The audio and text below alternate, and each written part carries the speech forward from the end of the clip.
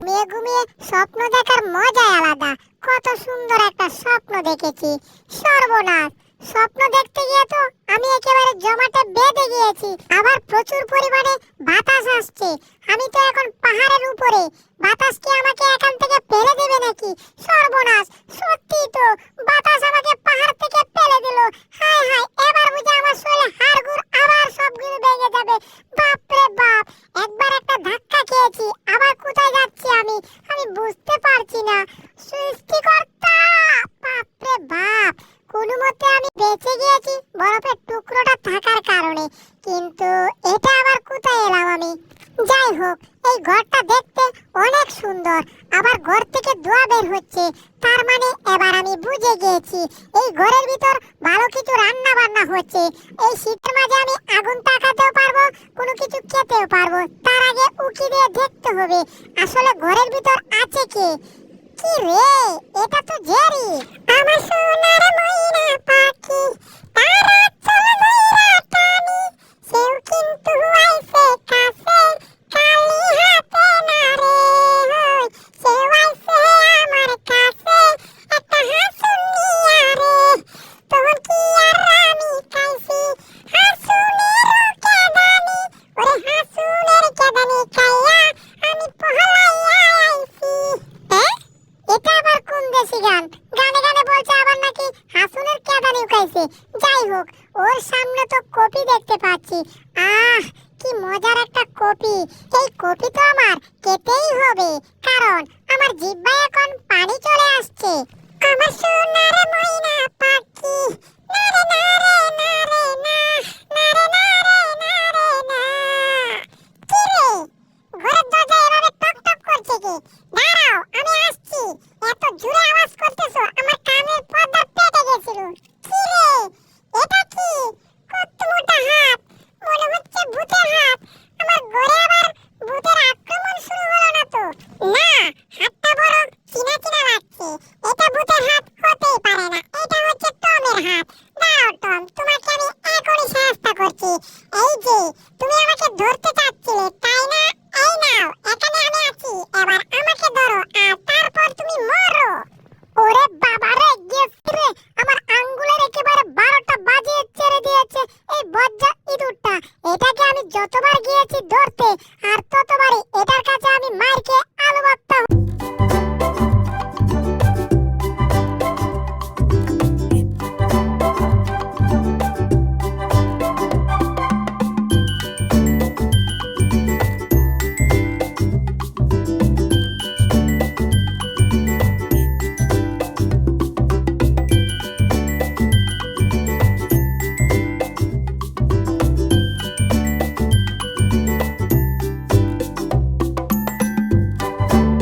গেছি। হা হা হা হা, আমার ভীষণ হাসি পাচ্ছে।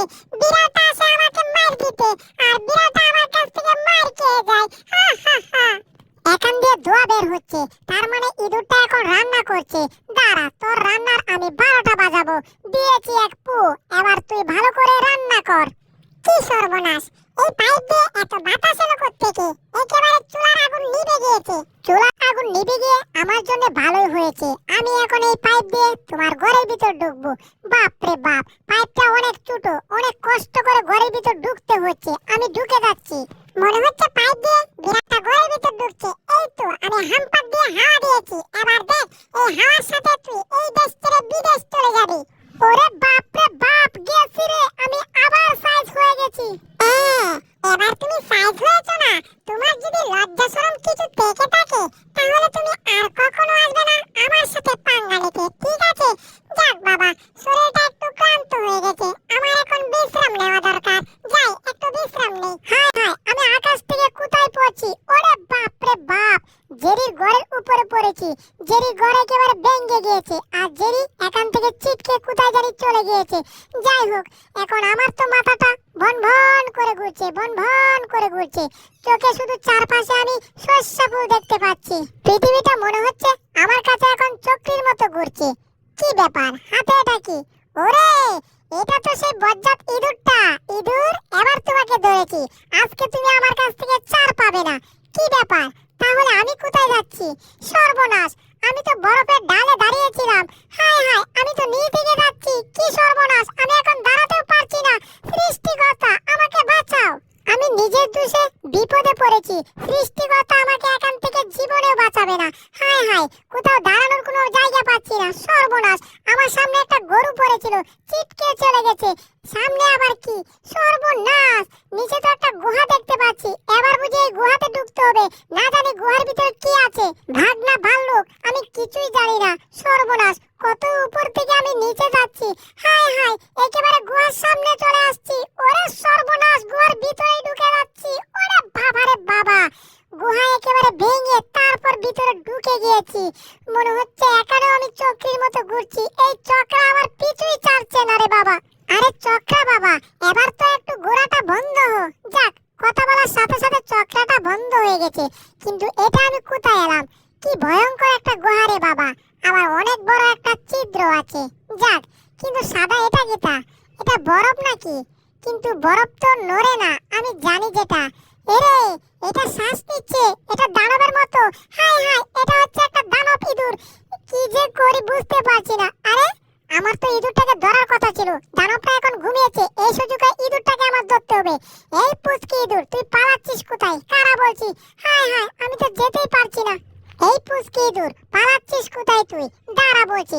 হায় হায়, আমি তো দৌড়াতে পারছি না। স্লিপ খেয়ে গেলাম। Brake brake brake brake brake. আর দুরু, ব্রেক আমার কথাই মানছে না। মনে হচ্ছে আমি আবার পড়ে যাব। দাঁড়াতেও পারছি না। কি হচ্ছে আমার সাথে কিছুই বুঝতে পারছি না। সৃষ্টিকর্তা, যাক রে, মনে হচ্ছে আবার আমি চিতই পিঠার মতো পড়ে গেছি। বজ্জাত ইঁদুর, তোকে আমি ধরবো, তারপর তোরে আমি কাঁচামরিচ দিয়ে খাবো, তারপর তোরে আমি বাথরুমে হাগু করে ফেলবো। কারা কইতাছি? সুরে সুরে বলো আর বেসুরা সুরে বলো, যেভাবে তুমি বলো। আমাকে এত সহজে ধরতে পারবে না, ঠিক আছে? এটা ঠিক, বরফের মাঝে একটু দৌড় দিতে পারতেছি কম, কিন্তু তুমি তো ধরতে পারতেছ না। তাহলে আমাকে আবার ধরবে কি করে? এবার আমি এই দানবটার শরীরে উঠে গেলাম। কত লম্বা লম্বা লোম এই দানবটার শরীরে। এবার তো তুমি আমাকে জীবনেও ধরতে পারবে না। দেখো, লেজের উপর ভর করে আমি কিভাবে সাঁতারের মতো কেলাকেছি। পারবে? পারলে দেখাও। এই দেখো, আমি এখন এটার ভিতরে ঢুকে গিয়েছি। দেখো, আমি পানির মতো ডুব দিয়েছি, ঠিক আছে? এই দেখো, পানির মতো আমি ডুব দিয়ে উপরে ভেসেছি। আবার দেখতে চাও? আরো কিছু দেখতে চাও? তাহলে দেখো, আমি কিভাবে পানির মতো সাঁতার কাটি। মনে হচ্ছে আমি সাগরে এখন সাঁতার কাটছি। কত মজা! দানবটার শরীরে জঙ্গলের মতো লুম হয়েছে। ইঁদুরটা এখানে ডুব দিয়েছে। এবার আমি ইঁদুরটাকে খুঁজে বের করব কি করে? আর এই ইঁদুরটা যে বজ্জাতের বজ্জাত, এটা একটা বজ্জাতের হাড্ডি। আমি যদি বজ্জাতের হাড্ডি হই, তাহলে তুমি হচ্ছ বজ্জাতের রগ, ঠিক আছে? আর আমি এখন পানি থেকে উপরে ভেসেছি। তুমি কি ভেবেছো আমাকে ধরে ফেলবে? কখনোই না। এই দেখো, আমি এই দানবের কানের ভিতর ঢুকে গিয়েছি। এক কান দিয়ে ঢুকে আমি আরেক কান দিকে বের হয়েছি। দেখেছো? আরো খেলা দেখতে চাও?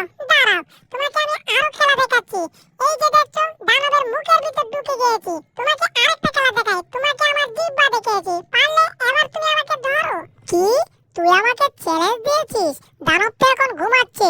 এর মুখ থেকে তোকে আমি টেনে বের করব। কি ব্যাপার? এটা কোথায়? এটাকে তো মুখের ভিতর খুঁজেই পাচ্ছি না। কি সর্বনাশ! দানবটা মনে হচ্ছে সজাগ হয়ে গেল নাকি? হায় হায়, আমাকে একেবারে উপরে তুলে ফেলছে। কি সর্বনাশ! এই দুটাকে বের করতে হবে। হায় হায়, এখান থেকে পড়লে আমি একেবারে বরফের জমাট বেঁধে যাব। মানে বরফে পড়লে আমার হাড্ডিগুলো ভেঙে যাবে। বাপরে বাপ, মনে হচ্ছে দানবটা আমাকে কিছু করবে না। সেটা ঠিক আছে, কিন্তু আমার হাত কোথায়? মনে হচ্ছে তো আমার শরীরে কোনো হাত নেই। আমার হাতটাকে কি করছে দানবটা? সর্বনাশ, মনে হচ্ছে আমার হাতটাকে চিবিয়ে খেয়ে ফেলছে। বাপরে বাপ, কিন্তু আমি আবার ইঁদুরটাকে মনে হচ্ছে ধরে ফেলেছি। যাই হোক, এই দানবটার হাত থেকে আগে আমার বাঁচতে হবে। কি যে করি বুঝতে পারছি না। কি ব্যাপার? মনে হচ্ছে দানবটা আমার কিছু করবে না। মনে হচ্ছে আমার মহব্বতে পড়ে গেছে। ব্যাপার না, আমি মহব্বতে কিছুই করিনি। ইঁদুরটাকে মনে হয় আমি ধরে নিয়ে আসছি। বন্ধু, তুমি এখানে বসে থাকো। তোমার মতো বলদ রেডি আমার কিছু দরকার নেই, কিন্তু দাঁতগুলো তোমার ঘুরে রাখো। এই দাঁতগুলো দেখলে আমার ভীষণ ভয় করে। ঠিক আছে, তাহলে তুমি থাকো, আমি যাব। দানব বন্ধু, তোমাকে আমি একটা কিস দিয়েছি, কারণ ছোটবেলায় তুমি আমার বন্ধু ছিলে। ঠিক আছে, এবার তুমি টমকে মারো। কি? তাহলে তো টমের খবর আছে। এই টম, তোর এত বড় সাহস হয়েছে কি করে? তুই আমার বন্ধু জেরিকে নিয়ে যাবি? পারলে তুই একটু দাঁড়া, তোকে আমি চিবিয়ে খাবো। এই সর্বনাশ, আমার চিৎকারের কারণে বরফগুলো ভেঙে ভেঙে পড়ছে, বেশি নড়া যাবে না। হায় হায়, আমি না নড়লে কি হবে? বিড়ালটা তো এখান থেকে পালিয়েছে। বাপরে বাপ, দানবটার মাথা গরম হয়ে গেছে। এখান থেকে দ্রুত পালাতে হবে। হায় হায়, এখান থেকে পালাবো কি করে? সর্বনাশ, আমার চারদিকে বরফ দিয়ে বেড়া হয়ে গেছে। এবার একটা লাফ পেয়েছি। সর্বনাশ, সামনে আবার বরফ। ওরে বাবারে বাবা, এখানে লুকিয়ে থাকে, তাহলে বরফটা বুঝতে পারবে না আমি কোথায় আছি। বাপরে বাপ, আমি দানবটার সাথে এতক্ষণ ফাইজলামো করেছি। আমি ভেবেছি এটা তেমন বড় না, আর এখন তো দেখছি এটা কত বড় একটা দানব। হায় হায়, টমকে ধরার জন্য আমার পাশ দিয়ে আছে। এটা পায়ে নিচে বলে আমি চ্যাপ্টা হয়ে যাব। বাপরে বাপ, আমি সাইডে গিয়ে লুকিয়ে থাকি। আমি নাই বাপুরে, তোমরা কিছু করতে থাকো, তোমাদের মাঝে আমি ভুলেও যাব না। কি রে টম, তুই আমার সাথে ফাইজলামো করিস? তুই আমার বন্ধুকে মারতে চাস? আমি তোর জীবনে 12টা বাজাবো না, শুধু তোর লেজের 12টা বাজাবো। এবার লটেলা। ওরে বাপরে বাপ, আমার লেজের তো দেখছি একেবারে 12টা থেকে 24টা বাজিয়ে ছেড়ে দিয়েছে। আমার লেজের এক কি অবস্থা হয়ে গেল। এই তো ইঁদুরটা মনে হয় এই ক্যাপের নিচে আছে। এই যেন ভাই দাঁড়ান, আপনার ক্যাপের নিচে একটা ইঁদুর, আমাকে ইঁদুরটা মারতে দিন। এই যেন ভাই, আপনি চিন্তা করবেন না, ইঁদুরটাকে আমি ধরেছি। সর্বনাশ, ইঁদুর ধরতে গিয়ে মানুষের হাতে আবার মার খেয়েছি, কিন্তু ইঁদুরটাকে আমি এত সহজে ছাড়বো না। সকাল থেকে ইঁদুরটা আমার জীবনটাকে তেজপাতা করে ছেড়ে দিচ্ছে। এই পুচকি ইঁদুর, তুই পালাচ্ছিস কোথায়? কারা কইতাছি, আবার কোনো ঘটনা ঘটানোর চেষ্টা করিস না বলে দিলাম। টম আশেপাশে ঘুরঘুর করছে, আর এখানে একটা 3D গ্লাস আছে। এবার টমকে আমি ভয় দেখাবো। টম রেডি হও ভয় খাওয়ার জন্য। এই যে আমি একটা ভূত। ওরে সর্বনাশ, ভূত এখানে! হায় হায়, আমি বুঝি আবার মরে যাব। কি রে, এটা তো ভূত না, এটা তো একটা পুচকি ইঁদুর। আর আমি যে ইঁদুরটাকে খুঁজছিলাম সেই ইঁদুরটাই এটা আমাকে ভয় দেখিয়েছে। পুচকি ইঁদুর, আজকে তোর খবর আছে। তুই কোনটার ভিতর লুকিয়েছিস? একটার ভিতরে তুই লুকিয়ে থাকতে পারবি না। এটা থেকে তোকে আমি বের করব, আর তোকে বের করে তোকে মেরে তক্তা করব। আর দুরু, এটা তো এখান থেকে আবার পালিয়েছে। এই ইঁদুর, কারা কইতাছি? তুই আবার এই চায়ের কাপে লুকিয়েছিস। দাঁড়া, এই চায়ের কাপ থেকে তোকে আমি বের করব। দরকার হলে সব চায়ের কাপ আমি ভেঙে ফেলবো। মনে হচ্ছে একটা বিড়াল আমার ঘরের সবকিছু নষ্ট করে দিয়েছে। আমি এবার বুঝতে পারছি, তাড়াতাড়ি আমার পুলিশকে খবর দিতে হবে। তারা হলে আমার ঘরের সব জিনিসপত্র ভেঙে চুরমার করে ফেলবে। বজ্জাত বিড়াল, দেখ তোর কি অবস্থা করে আমি। পুলিশ স্টেশন, তাড়াতাড়ি আসুন। ইয়েস ম্যাডাম, আমি চলে আসছি। চুরটা কোথায় আছে শুধু বলুন। এই, তুমি চুর দেখেছো? আরে ভাই, দেখছেন না আমি পত্রিকা পড়তেছি? আমি হচ্ছে একটা শিক্ষিত লোক, মনে হচ্ছে ধরা খেয়ে গেছি। স্যার আপনি ভালো আছেন? কিন্তু আমি ভালো নেই, আমি এখান থেকে পুরুত